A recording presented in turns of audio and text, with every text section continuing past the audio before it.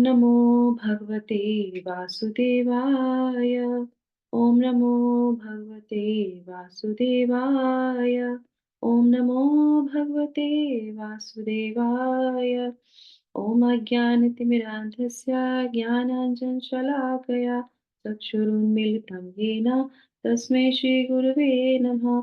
नमो विष्णुपादाय कृष्णपृष्ठाय भूतले श्रीमते भक्तिवेदान्त स्वामिन् इति नामिने। नमो विष्णुपादाय कृष्णपृष्ठाय भूतले श्रीमते भक्तिवेदान्त स्वामिन् इति नामिने। नमस्ते सारस्वते देवे गौरवाणी प्रचारिणे निर्विशेषा शून्यवादी पाश्चात्य देशतारिणे। जय श्री कृष्णा चैतन्य प्रभु नित्यानंदा श्री अद्वैत गदाधर श्रीवास आदि गौरभक्तवृंदा। हरे कृष्णा कृष्णा कृष्णा हरे हरे हरे रामा राम राम हरे हरे। जगत गुरु श्रील प्रभुपाद की जय। भगवत वाणी भगवत गीता जी की जय। गुरु महाराज की जय। भगवती वाचालम यत् कृपामहं वन्दे श्री गुरुदीनतारिणं परमानन्दं माधवं श्री चैतन्येश्वरम्। हरि ओम। हरे Krishna. Thank you so much. तो अभी हम लोग पढ़ने जा रहे हैं भगवत गीता के 9वें अध्याय का श्लोक संख्या 5, है ना।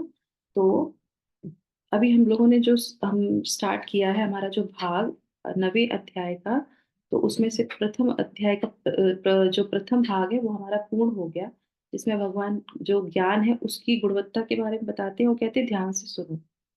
और उसके बाद जो चतुर्थ जो श्लोका था जो हम लोगों ने कल शुरू किया था, तो उसमें हमने कौन सी मुख्य चीजों के बारे में सुना था कि उसमें भगवान कहते हैं कि मैं जो हूँ मैं जो हूँ मया तत्मिदम सर्वम जगत अव्यक्त मूर्तिना, है ना। मया तत्मिदम सर्वम, मैं सब में जो है जितना भी संपूर्ण जगत जो है जो मैंने ही बनाया है।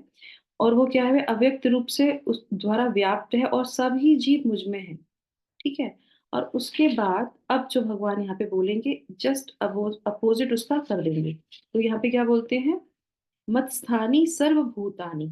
मत स्थानी सर्वभूतानि। अब इस श्लोक में क्या आता है, न च मत स्थानी भूतानि। तो उन्होंने क्या बोल दिया, न, नहीं है। अभी बोल रहे थे है, अब बोल रहे हैं नहीं है।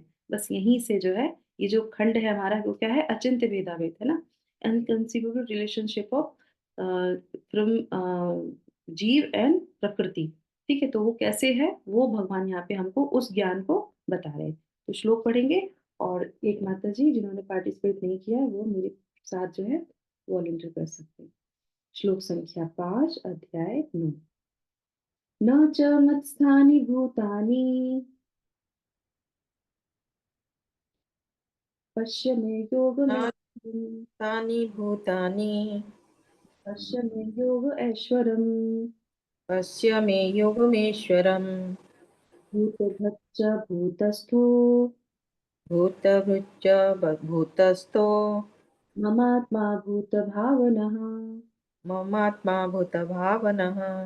Thank you so much Santoshi Mata ji, आपकी आवाज सुन के बहुत अच्छा लगा। हरे कृष्णा सादर प्रणाम माता जी। हरे कृष्णा तो यहाँ सबको। पे, क्या बोल रहे हैं भगवान, न च मत्स्थानि भूतानि, तथापि मेरे द्वारा उत्पन्न सारी वस्तुएं मुझ में स्थित नहीं रहती हैं। पहले बोल रहे थे रहती हैं, अभी बोल रहे हैं नहीं रहती हैं।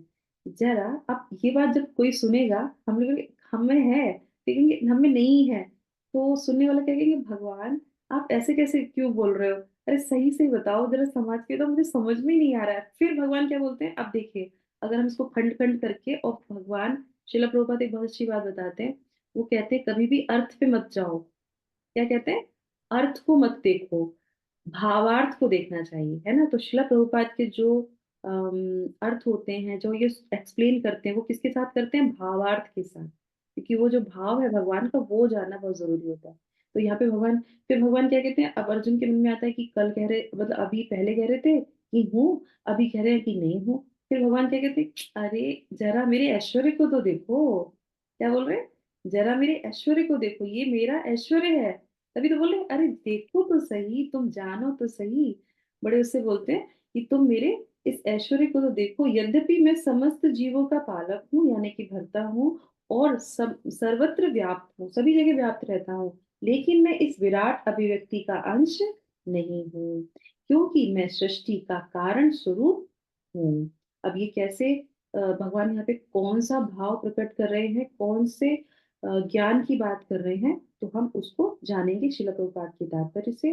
तो यस माता जी, संतोषनी माता जी, आप पढ़िए कृपया। हरे कृष्ण, सभी को सादर प्रणाम। तात्पर्य जगत गुरु शिला प्रभुपाद की जय। भगवान का कथन है कि सब कुछ उन्हीं पर आश्रित है। मत्स्थानी सर्वभूतानि, इसका अन्य अर्थ नहीं लगाना चाहिए। भगवान इस भौतिक जगत के पालन तथा निर्वाह के लिए प्रत्यक्ष रूप से उत्तरदायी नहीं है। कभी कभी हम एटलस, एक रोमन देवता को अपने कंध पर गोला उठाए देखते हैं। वह अत्यंत थका लगता है और इस विशाल पृथ्वी लोक को धारण किए रहता है। हमें किसी ऐसे चित्रों को मन में नहीं लाना चाहिए जिसमें कृष्ण इस सृजित ब्रह्मांड को धारण किए हुए हो। उनका कहना है कि यद्यपि सारी वस्तुएं उन पर टिकी हैं, किंतु वे पृथक रहते हैं। सारे लोग अंतरिक्ष में तैर रहे हैं और यह अंतरिक्ष परमेश्वर की शक्ति है, किंतु वे अंतरिक्ष से भिन्न है, वे पृथक स्थित हैं। अतः भगवान कहते हैं, यद्यपि यह सब रचित पदार्थ मेरी अचिंत्य शक्ति पर टिके हैं, किंतु भगवान के रूप में मैं उनसे पृथक रहता हूँ। यह भगवान का अचिंत्य ऐश्वर्य है। हरे कृष्ण माता जी, पहले हम ब्रेक कर लेते हैं, फिर उसके बाद आगे का पढ़ेंगे। थैंक यू सो मच संतोषनी माता जी। तो यहाँ पे भगवान जो है, इसकी बात यहाँ पे श्रील प्रभुपाद बहुत अच्छे से समझा रहे हैं कि जैसे भगवान का कथन है, जब भगवान कह रहे हैं कि सब कुछ उन्हीं पर आश्रित है, मत स्थानी सर्वभूतानी, तो इसका अन्य अर्थ नहीं लगाना चाहिए। टिका है मतलब टिका ही है, अगर वो मना कर रहे हैं तो उसका भाव कुछ दूसरा होगा, ठीक है। तो यहाँ पे अब वो कहते हैं कि भगवान इस भौतिक जगत में पालन तथा निर्वाह के लिए प्रत्यक्ष रूप से उत्तरदायी नहीं है। तो अब हम इसको समझ लेते हैं। तो सबसे पहले जो ये शब्द आया है, उन शब्दों को समझने का प्रयास करेंगे। तो कल हम लोगों ने 3 फॉर्म की चर्चा की थी। कोई बता सकते हैं कि कौन से 3 फॉर्म भगवान की किन फॉर्म की हमने बात की थी कल के श्लोक में? माता जी वो कर्ण कर्मणा करुणा ब्रह्म, अच्छा ब्रह्म परमात्मा और भगवान। ब्रह्म परमात्मा, भगवान फीचर नहीं आया था वहां पे। और उसके बाद फिर कौन से जो है महाविष्णु की बात की थी, करेक्ट। वो धारण करते हैं, तो यहाँ पे उसी से ही संबंधित है। तो यहाँ पे सबसे पहले देखिए, यहाँ पे बोल रहे हैं पश्चिम में योग ऐश्वरम, ये मेरी योग ऐश्वर्य को देखो। तो यानी कि ये कौन सा योग है, ये कौन सा ऐश्वर्य है, ये अचिंत्य है, ये हर किसी को दिखाई नहीं देता, पर भगवान उसको समझाना प्रयास कर रहे हैं। क्यों? क्योंकि अर्जुन उनके प्रिय हैं, उनसे ईर्ष्या नहीं करते और वो समझ लेंगे। तो यहाँ पे बोल रहे हैं भूत भृत। तो पहला जो शब्द आया है भूत भृत, भूत भृत का मतलब होता है समस्त जीवों का पालक। तो भगवान क्या है? समस्त जीवों के पालक हैं। तो अब यहाँ पे भगवान के कौन से फॉर्म की बात की जाए? गर्भोदक्षाई विष्णु की बात की जा रही है, क्योंकि वो सबके क्या करते हैं? वो पालक हैं सबके। गर्भोदक्षाई सबके पालक है ना। अब एक जो एक कहावत जैसे बोलते हैं ना कि जब भगवान हमारे सबके जो है पालन करते हैं, और तो उसमें कहते हैं ना कि क्या कहते हैं, कौन सा है, अजगर करे ना चाकरी और पक्षी करे ना काज, और मलूक दाता कह गए, नहीं क्या, मलूक पंडित कुछ ऐसे थे, वो कह गए सबके दाता राम। करेक्ट। तो ये बात कोई वो नहीं है, कोई वो नहीं है कि भगवान ही सबका पालक करते। तो भगवान कह रहे हैं कि मैं सबका पालक करता हूँ। उसके बाद फिर भगवान क्या बोलते हैं? भूत भृत, यानी कि वो पालक है, गर्भोदक्षाई विष्णु। उसके बाद क्या है? भूतस्थ। भूतस्थ क्या है? विराट अभिव्यक्ति भगवान की, भूतस्थ, क्योंकि उनमें ही सब कुछ टिका हुआ है। तो वो कौन से हैं? क्षीरोदक्षाई विष्णु। करेक्ट, ये हो गया, है ना। और उसके बाद में ममात्मा भूत भावना, समस्त अव्यक्तियों के स्रोत हैं। तो यहाँ पे कौन आ गए? कारणोदक्षाई विष्णु। कारणोदक्षाई विष्णु से ही सब निकलते हैं, तो वो स्रोत हो गए, तो सब कुछ उनसे निकल रहा है। अब भगवान क्या कर रहे हैं? भगवान तो क्षीर सागर में आराम से लेटे हुए हैं, सब उनसे निकल रहा है। फिर दूसरा एक्सपेंशन हुआ, वो उनका पालन कर रहे हैं, तो वो सबका जो है निर्वाह कर रहे हैं कि नहीं कर रहे हैं। तो ये यहाँ पे आ गया। अब उसके बाद जो है आ जाते हैं अचिंत्य शक्ति पे। तो आप मुझे बताइए, 2-3 चीजें क्लियर हो गई ना? भूत व्रत, है ना, भूतस्थ, और क्या है? भूत भावना। तो ये तीनों चीजों में हमारे तीनों फॉर्म जो है विष्णु के वो आ जाते हैं। अब अचिंत्य कृष्ण माता जी, एक क्वेश्चन है, वो हम्म, कारण दक्षय विष्णु स्रोत है, तो गर्भ दक्षय विष्णु क्या है? वो तो क्षीरोदक्षय विष्णु। अक्षय विष्णु में हम जो जीव आत्मा है, अब जो महाविष्णु है वो तो सबको देखते हैं। फिर एक कैटेगरी कर दी जाती है, जैसे हम एक ब्रह्मांड में हैं तो एक ब्रह्मांड के लिए एक गर्भोदक्षाई विष्णु हो जाते हैं। और उसके बाद जो जीवात्मा अंदर जाती है, जो रहती है, उसमें पूरी सृष्टि का पालन कौन कर रहे हैं? गर्भोदक्षाई विष्णु। उसके बाद जो उस ब्रह्मांड के अंदर जो जीव है उसके भी पालन करने के लिए कौन है? क्षीरोदक्षाई विष्णु, यानी कि परमात्मा, वो उसके हृदय में रहते हैं।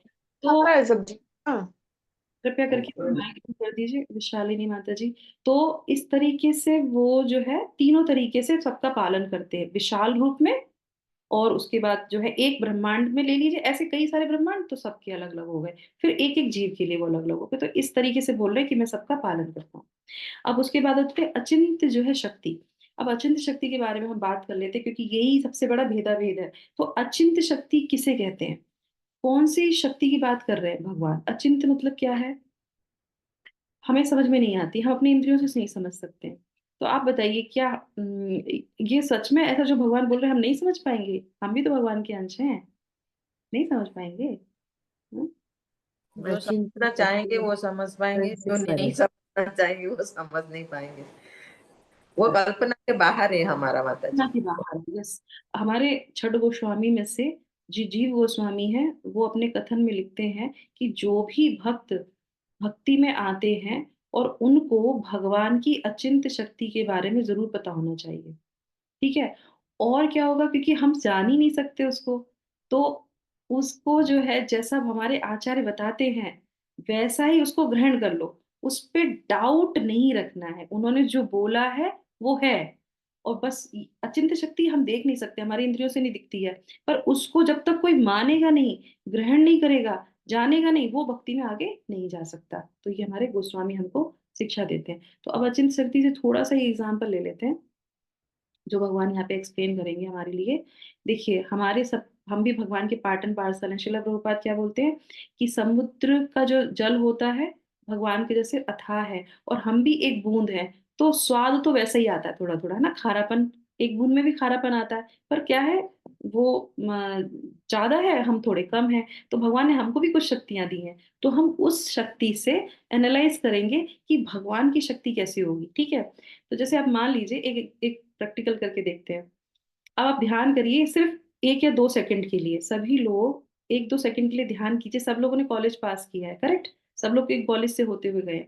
अब आप आंख बंद कर लीजिए और आंख बंद करके आप ध्यान करिए कि कौन से टाइम पे हम कॉलेज में थे, हमारा कॉलेज कैसे था, हमारे कॉलेज के डीन कैसे थे, हमारा वहाँ की फैकल्टी कैसी थी, इंस्ट्रक्शन जो था उसका कंस्ट्रक्शंस कैसा था, और उसकी जो है हमारे मित्र कैसे थे, वहाँ के कैसा पढ़ाया जाता था, हमने क्या क्या पढ़ के वहां से निकले हैं।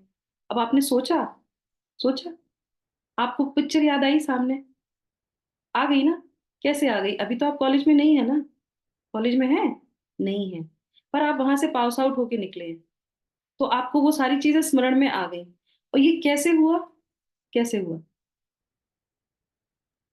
हमने उसका चिंतन किया, अभी उसका हाँ, ध्यान किया था। चिंतन बस का। वही तो मन में हमारे अंदर भी एक शक्ति है, करेक्ट?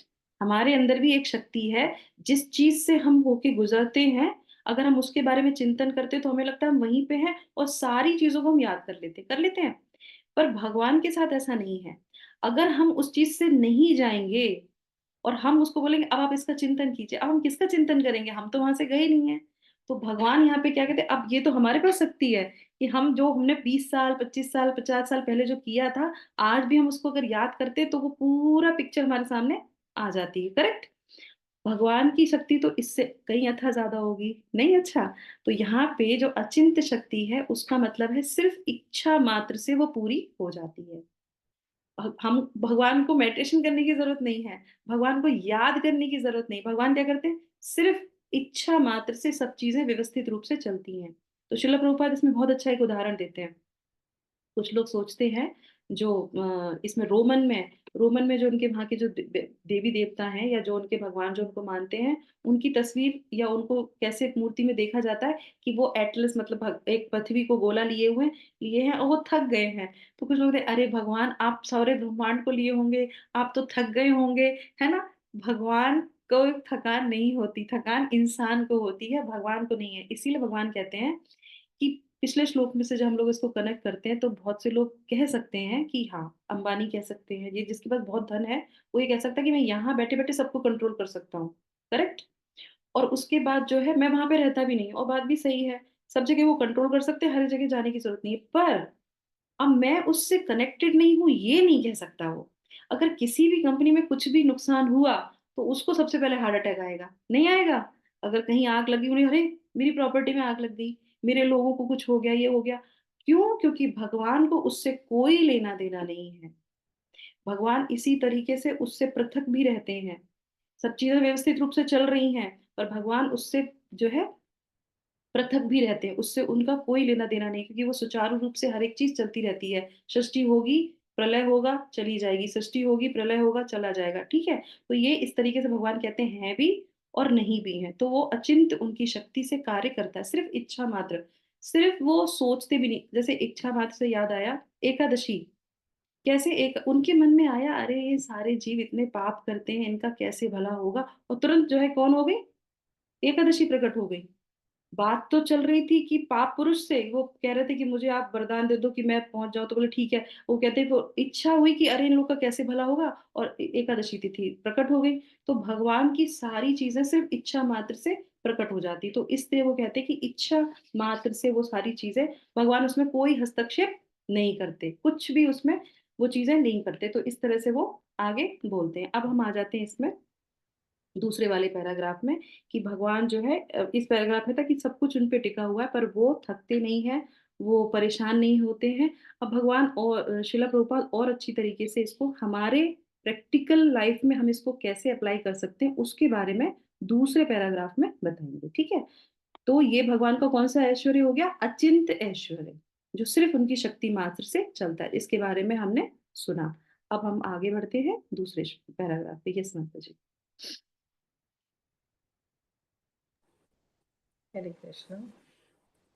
वैदिक प्रो वैदिक कोश निरुक्ति में कहा गया है, युज्यते नेन दुर्घटेषु कार्येषु। परमेश्वर अपनी शक्ति का प्रदर्शन करते हुए अचिंत्य आश्चर्यजनक लीलाएं कर रहे हैं। उनका व्यक्तित्व विभिन्न शक्तियों से पूर्ण है और उनका संकल्प स्वयं एक तथ्य है। भगवान को इसी रूप में समझना चाहिए। हम कोई काम करना चाहते हैं तो अनेक विघ्न आते हैं और कभी-कभी हम जो चाहते हैं वो नहीं कर पाते। किंतु जब कृष्ण कोई कार्य करना चाहते हैं तो सब कुछ इतनी पूर्णता से संपन्न हो जाता है कि कोई सोच नहीं पाता कि यह सब कैसे हुआ। भगवान इस तथ्यों को समझाते हैं। यद्यपि वे समस्त सृष्टि के पालक तथा धारण करता है, किंतु वे इस सृष्टि का स्पर्श नहीं करते। केवल उनकी परम इच्छा से प्रत्येक वस्तु का सृजन, धारण, पालन एवं संहार होता है। उनके मन और स्वयं उनमें कोई भेद नहीं है। जैसा हमारा भौतिक मन में और स्वयं हम में भेद होता है, क्योंकि वे परमात्मा है, साथ ही वे प्रत्येक वस्तु में उपस्थित रहते हैं। किंतु सामान्य व्यक्ति यह नहीं समझ पाता कि वे साकार रूप में किस तरह उपस्थित है। वे भौतिक जगत से भिन्न है, तो भी प्रत्येक वस्तु उन्हीं पर आश्रित है। यहाँ पर इससे ही योगम ऐश्वर्यम अर्थात भगवान की योग शक्ति कहा गया है। हरि बोल। हरे कृष्ण। शिला प्रभुपाद की जय। बहुत अच्छे से जो है यहाँ पे शिला प्रभुपाद हमें बताता है, वेद कोश निरुक्ति में कहा गया है, युज्यते नेन दुर्घटेषु कार्येषु, है ना। परमेश्वर अपनी शक्ति का प्रदर्शन करते हुए अचिंत ऐश्वर्य आश्चर्यजनक लीलाएं कर रहे हैं और हमेशा करते रहते। तो ये भगवान के जो है योग ऐश्वर्य की यहाँ पे बात हो रही है। दूसरा, इसी शक्ति को, अचिंत शक्ति को क्या बोलते हैं, शक्ति संकल्प, सत्य, सत्य संकल्प जो है इसको बोला जाता है ना। स्वयं भगवान ने किसी चीज की इच्छा की और वो पूरी हो गई, और वो क्या है, वो सत्य है। क्यों? क्योंकि जो भी भगवान सोचेंगे वो पूरा होगा ही होगा, क्योंकि उनको चेंज करने वाला कोई भी नहीं है, क्योंकि वो सबसे ऊपर है। तो इसलिए बोलते हैं कि वो सत्य संकल्प कहला जाता है। ये चीज हमारे लिए नहीं है कि हमने कुछ सोचा और वो संकल्प पूरा हो गया। होता है ऐसा, संकल्प करते हैं कि हम सुबह 4 बजे उठेंगे, हम तो तभी नहीं उठ पाते हैं, हमारा संकल्प तो तभी खंडित हो जाता है ना। कभी कभी हम लोग दूसरों को बोलते हैं देखो आप ऐसा कर लेना, ऐसा कर लेना, और खुद ही नहीं कर पाते, कि अरे सबको बोल दिया, खुद ही नहीं कर पाए, है ना। इतने राउंड्स करने, नहीं कर पाए, सुबह उठना था, नहीं उठ पाए, मंगला आरती जाना था, नहीं कर पाए, है ना। तो ऐसे कई सारी चीजें हमारे जीवन में होती हैं जो हम नहीं कर पाते। इस क्यों? क्योंकि हम जो है सत्य संकल्प नहीं है। हमारा मन अलग है, बुद्धि अलग है, और हम अलग हैं, आत्मा अलग है। तीनों अलग अलग कार्य करते हैं, और इंद्रियां तो बिल्कुल ही अलग कार्य करती हैं। वो तो बिल्कुल ही इधर उधर भागती रहती हैं, घोड़ों की तरह, है ना। तो इसीलिए बोल रहे हैं, जब भगवान की अचिंत्य शक्ति को सुनते हैं, जानते हैं और पढ़ते हैं कि ऐश्वर्य भगवान का है, तो क्या होता है, सरेंडर लेवल हमारा बढ़ जाता है कि अब पूरी तरीके से भगवान पे आश्रित है। हर एक चीज आजकल देखिए, इस जगत में कितनी सारी चीजें चल रही हैं, है ना। उसके बाद भी ये विचार नहीं आता कि कल भी हमें कुछ हो सकता है, एक क्षण में हमको कुछ भी हो सकता है, बैठे बैठे हमारे प्राण जा सकते हैं। हमें कहीं हाँ मतलब अलग से कुछ वो करने की जरूरत नहीं है कि नहीं हमें 70-80 तक पहुंचेंगे, नहीं पहुंचेंगे, हमें क्या पता पहुंचेंगे कि नहीं पहुंचेंगे। तो जो भी भगवान ने हमें कार्य दिया है, इतना इम्पोर्टेंट हमारा ये क्षण चल रहा है इस कलयुग में, इतनी आपदाएं हमारे ऊपर चल रही हैं, 3 आपदाएं हमेशा हमारे ऊपर लटकी रहती हैं। तो हमें इमीडिएटली भगवान के शरण में आ जाना चाहिए, है ना। और हमारे अंदर कोई भी शक्ति नहीं है कि हम सोचें और हमारी चीजें पूरी हो जाए, नहीं हो सकती। तो सिर्फ और सिर्फ भगवान का नाम ही कार्य करता है, चाहे अपने हो चाहे दूसरे हो। अगर कोई विपदा में है, तो उसके लिए भगवान का नाम लेके उसके लिए प्रार्थना करनी चाहिए। जैसे अभी रिसेंटली इतने सारे हादसे हो गए, तो हम क्या कर सकते हैं? हम तो कुछ नहीं कर सकते। एक काम हम कर सकते हैं, क्या? भगवान का नाम। और भगवान का नाम और भगवान में अंतर है क्या? नहीं है। तो हम उनके लिए प्रार्थना कर सकते हैं कि भगवान उनको शक्ति दो, उनको बल दो, हमको बल दो, कि हम आपकी शरण में आए, और जो चले गए हैं वो भगवान को प्राप्त कर सके, है ना। दोबारा से इतना घोर जो है उनको कष्ट भोगना ना पड़े। तो इस तरीके से, तो ये बात हो गई यहाँ पे। तो भगवान सृजन करते हैं, तो ये हो गया सत्य संकल्प की बात यहाँ पे हो गई, ठीक है। अब आ जाते हैं यहाँ पे कि प्रैक्टिकल एप्लीकेशन क्या है। तो दो चीजें जब शास्त्र में विरोधाभास होती है, यहाँ पे दो बातें विरोधाभास हो गई, करेक्ट। कौन सी हो गई? एक तो मैं करता हूँ, दूसरी मैं नहीं करता हूँ। तो अगर ये विरोधाभास कोई भी बात आती है शास्त्र में, तो पहली चीज हमें क्या ध्यान रखनी चाहिए कि दोनों ही बातें गलत नहीं है। शास्त्र में अगर दो बातें अलग आई हैं, तो दोनों ही सत्य हैं। अब उसको कैसे समझेंगे? तो उसमें एक टर्म आता है, शास्त्र में एक टर्म दिया जाता है, वो क्या है? समन्वय। समन्वय करना चाहिए। समन्वय कैसे होता है? उसके अर्थ को न जान के भावार्थ को समझो। तो शिल प्रभुपाद भावार्थ को समझा रहे हैं कि भगवान की शक्ति है, भगवान सबका पालन करते हैं, भगवान उससे पृथक हैं, भगवान थकते नहीं हैं, पृथक रहते हैं, और फिर भी वो सबका पालन करते हैं। तो इस बात को हमको स्वीकार करना चाहिए, ठीक है। और ये हमारे से कैसे है? हमारे ऊपर अगर कोई भी हमको थोड़ी सी जिम्मेदारी दे दे, ऐसे समझ लीजिए, हमको कोई भी थोड़ी सी जिम्मेदारी दे दे, चाहे आध्यात्मिक हो चाहे भौतिक हो। इस मतलब श्लोक से हमने क्या सीखा? सबसे पहले तो श्रद्धा, सरेंडर भगवान की तरफ से पूरी तरीके से, क्योंकि जो वो कर सकते हैं वो और कोई नहीं कर सकता। ये भगवान की अचिंत्य शक्ति है, और बिना इस शक्ति को एक्सेप्ट किए हम भक्ति में आगे नहीं बढ़ सकते। और दूसरी चीज क्या है कि जब जिम्मेदारी आती है भगवान के ऊपर, क्या पूरे ब्रह्मांड सृष्टि की जिम्मेदारी है कि नहीं? पूरा बोझ लिए हुए हैं। पर हमको अगर थोड़ी सी जिम्मेदारी दे दी जाती, तो उसमें क्या होता है?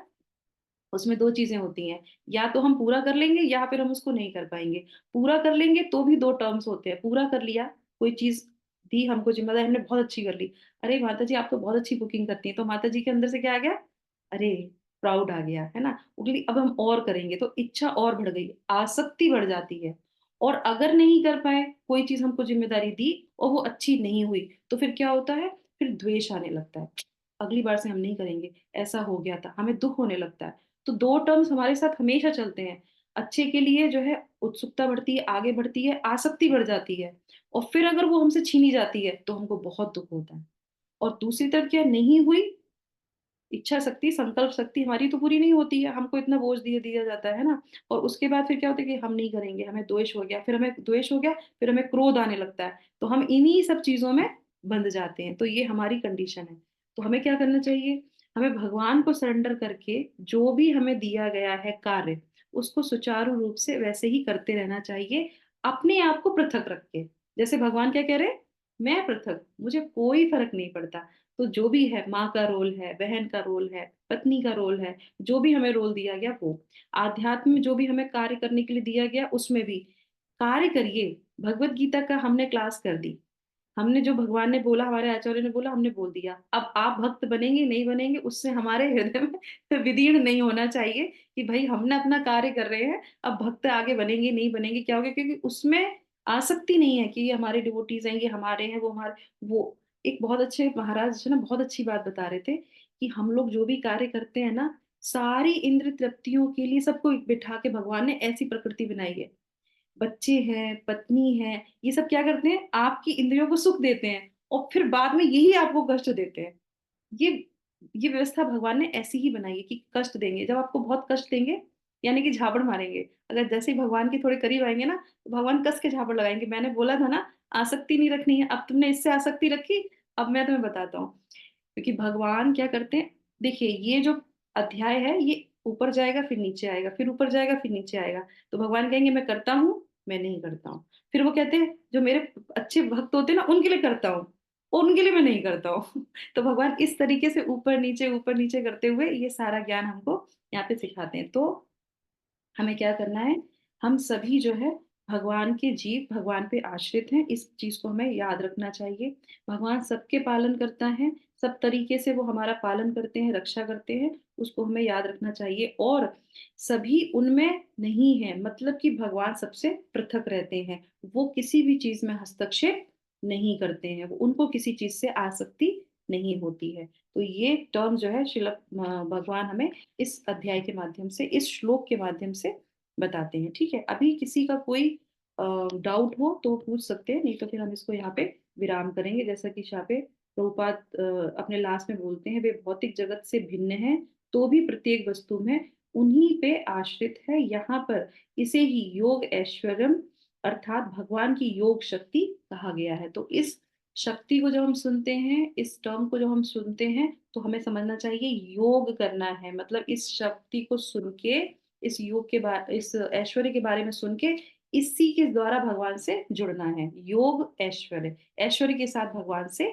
जुड़ना, तो इसमें बताया जा रहा है। अब अगले श्लोक में ये हो गया। अब अगले श्लोक में भगवान उदाहरण के द्वारा इन सब चीजों को बताएंगे। एटलस की तरह सब कुछ मेरे सर पे घूमता नहीं है, वो कैसे घूमता है वो अगले श्लोक में हम लोग जानेंगे। ठीक है, तो किसी का कोई प्रश्न तो नहीं है, तो हम यहाँ पे विराम करें। सबको टर्म समझ में आ गया? ओके, तो हम लोग अभी विराम करते हैं। हरे कृष्णा कृष्णा कृष्णा हरे हरे, हरे रामा राम राम हरे हरे। श्रील प्रभुपाद की जय। भगवत वाणी भगवत गीता जी की जय। हरि ओम तत्सत। हरे कृष्णा। तो आप सभी लोग का दिन शुभ हो, मंगलमय हो। और जो भगवान हमें शिक्षा देने का प्रयास कर रहे हैं और हम लोग जो ग्रहण करने का प्रयास कर रहे हैं गुरु की वाणी से, भगवान से, गुरु से प्रार्थना है कि हम उस चीज को समझें और अपने जीवन में अपनाएं। और ये जो छोटी सी जीवन हमको मिला है उसको हम भगवान के और गुरु के चरणों में रखें। क्योंकि आज की जो शिक्षा थी बहुत सुंदर सी। शिला प्रभुपाद कहते हैं क्योंकि तुम मेरे हो और मैं कृष्ण का हूँ। कितना सुंदर था, एक ही लाइन में इतनी बड़ी बात हमको, कितनी कितनी गहराई से अगर हम इसे सोचे तो कितनी बड़ी बात है। हमको कितनी सांत्वना मिलती है कि हम उसके हैं जो भगवान का है। तो हमें और कुछ करने की जरूरत ही नहीं है, सिर्फ गुरु की वाणी पे विश्वास करके और सरेंडर कर देना चाहिए। शिला प्रभुपाद की जय। Thank you so much. हरे कृष्णा। दंडवत प्रणाम हरे सबको। कृष्ण कृष्णा माता जी, दंडवत हरे